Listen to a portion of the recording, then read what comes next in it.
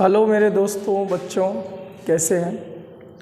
आज दोस्तों ये कहना है कि गुजर रही है ज़िंदगी कुछ ऐसे मुकाम से, अपने ही दूर हो रहे ज़रा सी जुकाम से। इस सारी कायनात में कुछ ऐसी कातिल बीमारी की हवा हो गई। वक्त ने ऐसा सितम ढाला कि अब दूरियां ही दवा हो गई।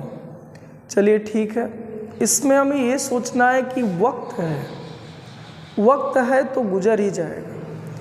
बस हम सेफ रहें, एक दूसरे से जब भी मिलें 2 गज की दूरी पर मिलें, मास्क लगाए रहें। चलिए इसी सोच के साथ बच्चों आगे हम लोग 8वीं हेडिंग चालू कर रहे हैं। वैद्युत द्विध्रुव को एक समान वैद्युत क्षेत्र में घुमाने में किया गया कार्य। चैप्टर 2 की 8वीं हेडिंग है। इसके पहले मैं आप लोगों को 7 वीडियो लगातार दे चुका हूँ, ये 8वां वीडियो रहेगा। तो चलिए ठीक है दोस्तों, यहाँ देखते हैं कि एक समान वैद्युत क्षेत्र ले लिया जाए और इसमें एक वैद्युत द्विध्रुव को रख कर घुमाया जाए। घुमाने में कितना कार्य करना पड़ेगा, इसका आकलन किया जाए, कैलकुलेशन करा जाए। तो चलिए ठीक है, एक समान वैद्युत क्षेत्र हमने ई दिखा लिया है इधर पे। अब यहाँ पर एक मैं वैद्युत द्विध्रुव दिखा रहा हूँ। मान लीजिए वैद्युत द्विध्रुव एक समान वैद्युत क्षेत्र ई में थीटा कोण बनाते हुए रखा है, या ये माइनस क्यू है, ये प्लस क्यू है, या हम इसको ऐसा समझें कि एक समान क्षेत्र में थीटा 1 के साथ रखा है। ऐसे करके इसको मुझे क्या करना है दोस्तों कि इस द्विध्रुव को थीटा 1 से थीटा 2 तक मान लीजिए मुझे घुमाना है। एक ये द्विध्रुव है, इसको थीटा 1 से थीटा 2 मान लीजिए थीटा 1 है, और मैं इसको घुमाना कुछ ऐसे चाहता हूँ, मतलब ये यहाँ आ जाए और ये यहाँ पहुँच जाए, और ये जो थीटा 1 था अब यहाँ से ये कोण बन जाए थीटा 2। थीटा 1 से थीटा 2 एक वैद्युत द्विध्रुव को घुमाना चाह रहा हूँ। ये एक वैद्युत द्विध्रुव है, इसको थीटा 1 से थीटा 2 तक घुमाना चाह रहा हूँ। ये यहाँ पर इलेक्ट्रिक फील्ड लाइन है जो उसके बीच, और डाइपोल की जो डायरेक्शन है, वैद्युत द्विध्रुव आघूर्ण की जो डायरेक्शन है उनके साथ बना कोण ये जो कोण है पहले जो था थीटा 1 पे था, अब जो यहाँ से पहुँच गया थीटा 2 पर। कोण हम ई के साथ ही दोनों बार लिए, यहाँ घुमाना चाह रहा है। ये ऐसे था, ऐसे करना चाह रहा है। कितना कार्य करना पड़ेगा, उस कार्य का आकलन करना है। तो जब हम लोग इसको घुमा रहे थे तो किसी क्षण ऐसा हमने माना कि किसी क्षण इसकी पोजीशन थीटा थी, किसी क्षण इसकी पोजीशन यहीं से ई के साथ थीटा थी, और उस क्षण जो इस पर लगने वाला बल का आघूर्ण टाउ था, तो टाउ बराबर सूत्र होता है पी ई साइन थीटा।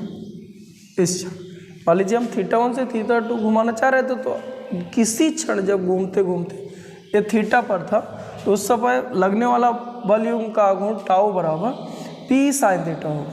अब यदि इससे एक अत्यंत सूक्ष्म विस्थापन और कर दिया जाए और उतने पर कार्य निकाला जाए, एकदम सूक्ष्म विस्थापन मैंने और कर दिया है और उतने पर मैं कार्य निकाल रहा हूँ, इसको, इस विस्थापन को मैं डेल थीटा कह रहा हूँ, डी थीटा कह रहा हूँ।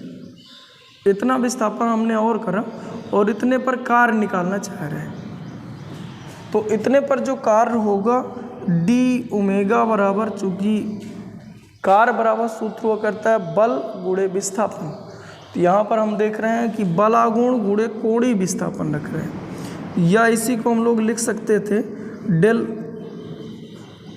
डब्लू बराबर टाउ की जगह वैल्यू रख दे तो P E sine theta into D theta. ये केवल इतने से इतने तक घुमाने में कार्य है, यहाँ से लेके यहाँ तक, यहाँ से लेके डेल थीटा विस्थापित करने में किया गया कार्य है। इसी प्रकार ये कार्य प्राप्त हुआ। हम लिख सकते हैं कि इसी प्रकार थीटा 1 से थीटा 2 तक विस्थापित करने में कुल कार्य जो होगा उसको हम लिख सकते हैं समाकलन से थीटा 1 से लेके थीटा 2 के बीच P E sine theta into D theta, ये प्राप्त होगा। डेल ओमेगा को लिखा जा सकता है, सॉरी डेल डब्लू को लिखा जा सकता है डब्लू। इसको हम पी ई उसी तरह लिख लें, साइन का समाकलन होता है, क्योंकि डेल थीटा के सापेक्ष समाकलन करना है तो साइन का होगा।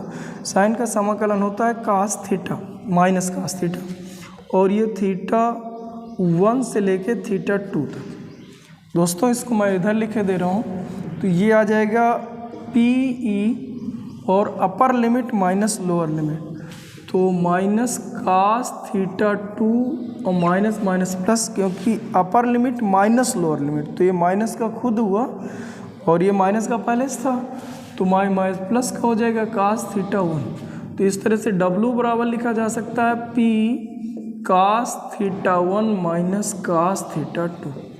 ये द्विध्रुव को एक समान वैद्युत क्षेत्र में घुमाने में किए गए कार्य का व्यंजक है।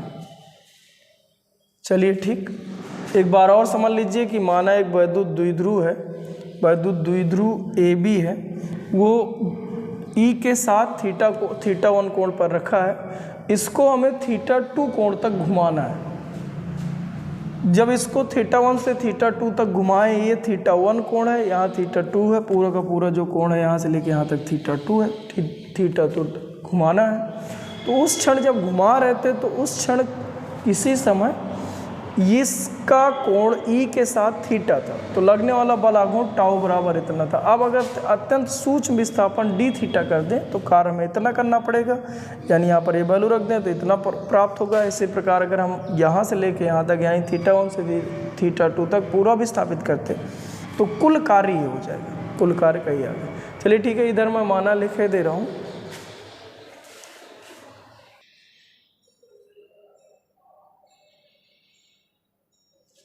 हाँ दोस्तों, ये मैंने लिख दिया कि माना एक वैद्युत द्विध्रुव AB, ये A है ये B है, कोई एक समान वैद्युत क्षेत्र E में एक समान वैद्युत क्षेत्र दिखाया गया है। E में थीटा 1 से, ये थीटा 1 है, E के साथ कोण है थीटा 2, फाइनली ये थीटा 2 तक घुमाना है, तथा इस प्रक्रिया में जब हम घुमा रहे थे तो इस प्रक्रिया में कृत कार्य की गणना करना है, ये हमारा काम है।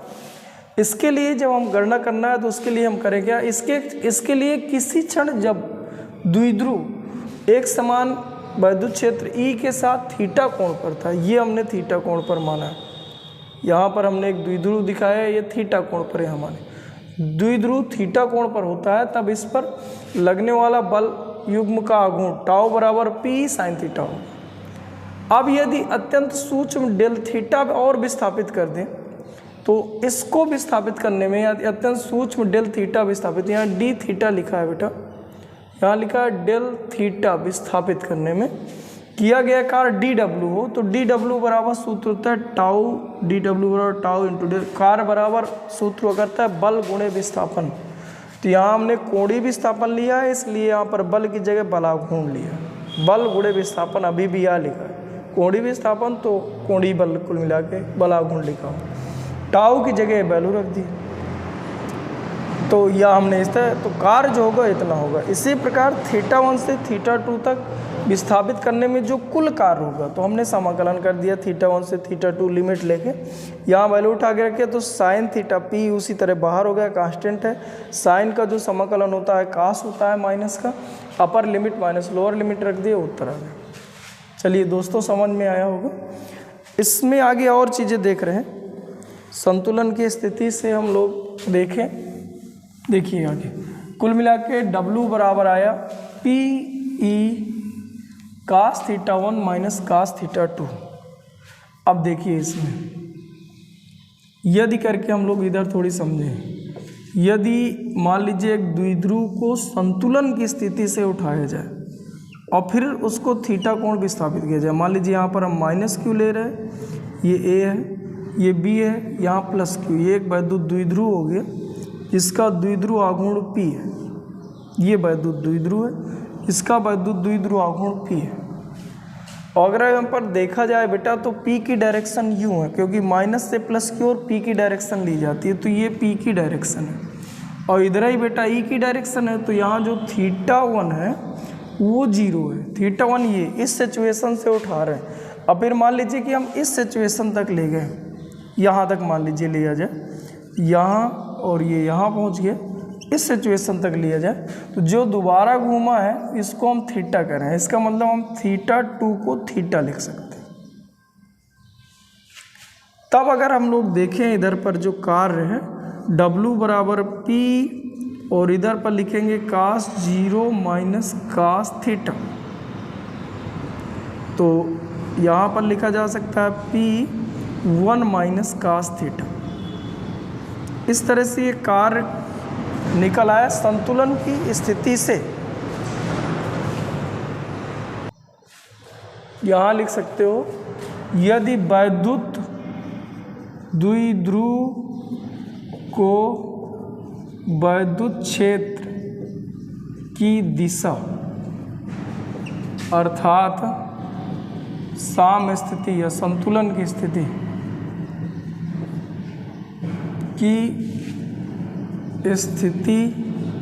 से थीटा कोण घुमाया जाए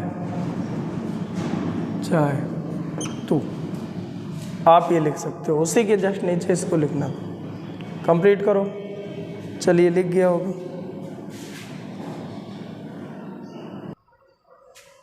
चलिए दोस्तों कुछ इसके सवाल कर लो। एग्जाम्पल, बहुत छोटा टॉपिक है, एग्जाम्पल कर लीजिए। चलिए कुछ अच्छे से पहले कर लिया जाए। पहले तो आप संतुलन की स्थिति से ही कर लो। मान लीजिए एक वैद्युत द्विध्रुव है जो -10 कूलाम और +10 कूलाम आवेश से मिलकर बना है, जिनके बीच की दूरी 4 मिलीमीटर है। इसको वैद्युत क्षेत्र की दिशा से 180 अंश घुमाया गया है। कार्य की गणना कीजिए। इसको वैद्युत क्षेत्र की दिशा से 180 अंश घुमाया गया है, कार्य की गणना कीजिए। तो ठीक है, W बराबर सूत्र होता है P1 माइनस cos थीटा। अब यहाँ P का मान अलग से निकाल लो तो P बराबर Q गुणे D होता है। इनमें से किसी एक आवेश के परिमाण व दोनों आवेशों के बीच की दूरी के गुणन को P कहते हैं, मिलीमीटर 10⁻³ तो कुल मिला के 40 × 10⁻³ कूलाम मीटर ये है। अब यहाँ पर वैल्यू रख लो P का मान, तो 40 × 10⁻³ × E। एक समान वैद्युत क्षेत्र में हमने रखा था, एक समान वैद्युत क्षेत्र का मान है 20 न्यूटन प्रति कूलाम, तो 20 हो गया।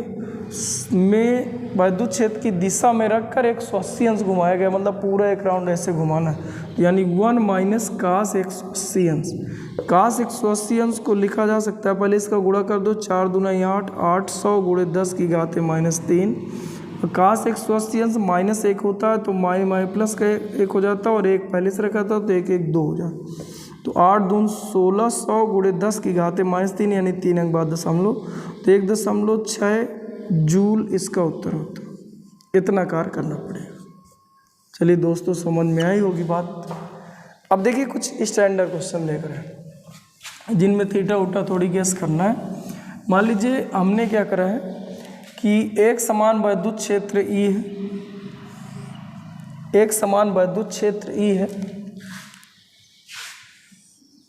एक समान वैद्युत क्षेत्र E है जिसका मान 20 न्यूटन प्रति कूलाम है, 20 न्यूटन प्रति कूलाम है। एक वैद्युत द्विध्रुव को जिसकी डायरेक्शन ये है, मान लीजिए हमने 60 अंश से उठाकर और इसको द्विध्रुव को यहाँ पर कर दिया जाए 90 अंश, यहाँ से यहाँ तक लाए। ये इनिशियल वैल्यू थी, ये फाइनल वैल्यू, यहाँ से यहाँ तक घुमाए। अब पूछा गया बताइए कार्य ज्ञात कीजिए। जहाँ P का मान दिया हुआ, वैद्युत द्विध्रुव आघूर्ण P का मान दिया है 5 कूलाम मीटर। बताइए कार्य कितना करना पड़ेगा। क्वेश्चन एक बार और समझ लो। एक समान वैद्युत क्षेत्र जिसका मान 20 न्यूटन प्रति कूलाम है, में एक वैद्युत द्विध्रुव को क्षेत्र के साथ 60 अंश के कोण पर रखा गया है और इसको 90 अंश घुमाया गया है। जैसे चित्र में स्पष्ट है, यहाँ से लेके 90 अंश तक घुमाया गया। तो पूछा गया बताइए कितना कार्य किया होगा, इनिशियल से फाइनल तक जाने में कितना कार्य किया होगा। तो देखिए दोस्तों, कार्य के लिए सूत्र हुआ करता है P और cos θ1 माइनस cos θ2। अभी ये कार्य का सूत्र इसके पहले लगाया था P1 माइनस cos θ। ये सूत्र दोस्तों कब के लिए है?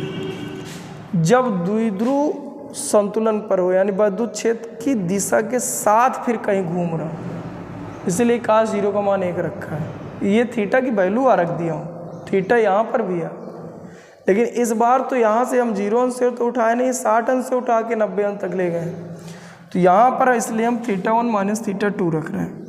P का मान दिया है 5, E का मान दिया है 20, यहाँ cos θ1 का मान 60 रख लो, माइनस cos θ2। देखिए θ2 जब हमने निगमन किया था बेटा, तो आपको अगर याद हो तो θ1 ये लिए थे, θ2 यहीं से पूरा ऐसे लिए थे, यानी हमें जब भी कोण लिए जाते हैं तो छेद के साथ ही लिए जाते, तो जो cos θ2 होगा वो 90 नहीं होगा, जबकि 90 + 60 होगा, 90 + 60 ये हो, मतलब 150 होना चाहिए, क्योंकि E के साथ ही कोण लिए जाते हैं। अब ये कोण 90 अंश इनके बीच का दिया हुआ था, तो हम यहाँ पर 90 न रख के ऐसे, चलिए ठीक है, ये 20 पंचे 100 हो जाता, और cos 60 अंश का मान होता है 1/2, cos 60 का मान होता है 1/2, माइनस ये 2/3 में पहुंच जाता है, 2/3 में cos का पद ऋणात्मक होता है तो माई प्लस का हो जाता, 90 का चेंज होता, तो ये हो जाता sin 60 अंश का मान √3/2 होता। अब इसको हम थोड़ी हल कर लें तो ये हो जाता 100, और ये लिखा है आपका 1 + √3/2, ये लिखा 1/2 + √3/2 √3/2, तो इससे इसको हम लोग काट दें तो W बराबर हो जाएगा 51 + √3 जूल, ये उत्तर हो जाएगा। अब इसको आप और हल करना चाहें तो कर सकते हैं, √3 का मान 1.732, उसमें 1 जुड़ जाता है, 2.732, उसमें 50 गुणा कर देते, एग्जैक्ट वैल्यू निकल। फिलहाल इतना ही करना था। कुल मिला के जो मैं इसमें जो समझाना चाह रहा था तुम लोगों को, वो थीटा सदाओ ई के साथ, ई के साथ ये, ई के साथ ये, ई की पहली पोजीशन, ई से फाइनल पोजीशन लेंगे हम 36 से ई के साथ ही लेंगे। चलिए ठीक है, अगर समझ में आई बात तो एक क्वेश्चन आप करके दिखाएं। मान लीजिए कि हम एक विद्युत द्विध्रुव लिए हैं एक समान विद्युत क्षेत्र में, ये मान लीजिए एक समान विद्युत क्षेत्र है जिसका मान फिर से वही दे दिया 20 न्यूटन प्रति कूलम।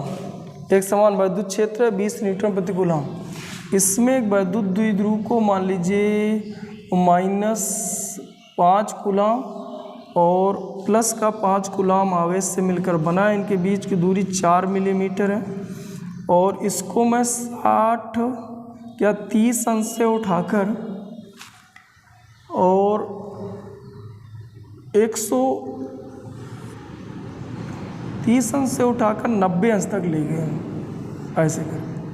यही 36 से ही दोनों कोण है, ई के साथ ये कोण हमने रखना है। ये यहाँ से उठा के यहाँ तक ले गए हैं बेटा, ये 90 अंश है टोटल है यहाँ के साथ, और यहाँ से 30 अंश है। अब पूछा गया कि बताइए कार्य कितना करना पड़ा। पहले तो कोण चेक करो, हमें क्या कोण यही लेने थे कि दूसरे लेने पड़ेंगे। चलिए ठीक, W बराबर सूत्र लिख सकते हो PE cos θ1 माइनस cos θ2। जो थीटा हुआ करता है, ध्यान दो, थीटा जो होता है P की डायरेक्शन व E की डायरेक्शन के बीच कोण होना चाहिए। तो P की डायरेक्शन आई कितना, P का मान कितना आएगा, P बराबर सूत्र होता है Q × D। Q का मान दिया इनमें से किसी एक आवेश के परिमाण व दोनों आवेशों के बीच की दूरी 4 मिलीमीटर, 4 × 10⁻³ तो 20 × 10⁻³ कूलम मीटर, ये आया P का मान।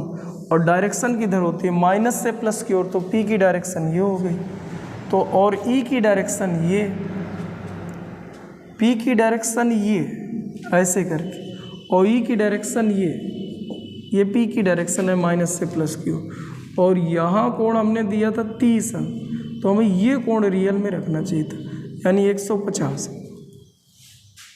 ये है इसका मतलब, हमें बात समझ में आई, जो θ1 होना चाहिए वो 150 होना चाहिए। चलिए ठीक, इसके बाद इसको हम घुमा के यूँ कर दिए बेटा, ये ऐसे करके आ गया, पहले P ऐसे था, P आ गया यहाँ पर।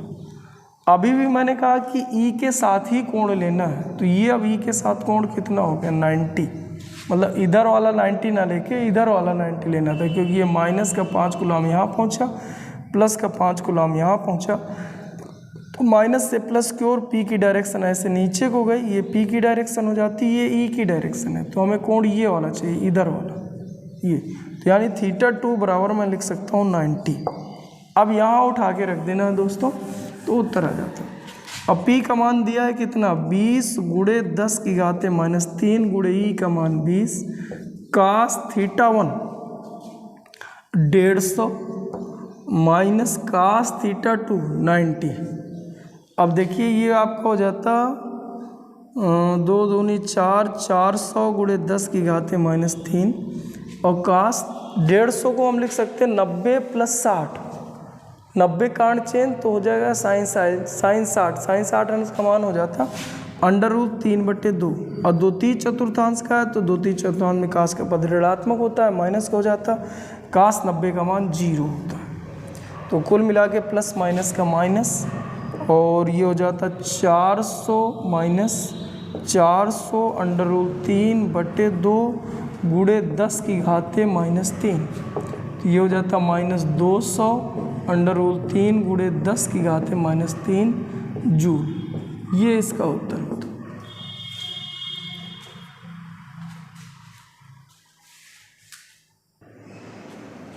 चलिए दोस्तों, इसी तरह के सभी क्वेश्चन आपको मिलते रहते हैं, इसमें ज़्यादा क्वेश्चन भी नहीं बनते हैं, सिंपल क्वेश्चन होते हैं। कुल मिला के हमें इस पे फोकस करना होता है, P cos θ1 माइनस cos θ2। θ1 क्या है, θ2 क्या है।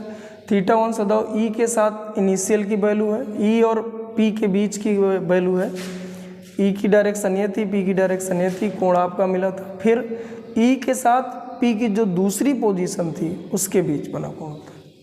चलिए ठीक है दोस्तों,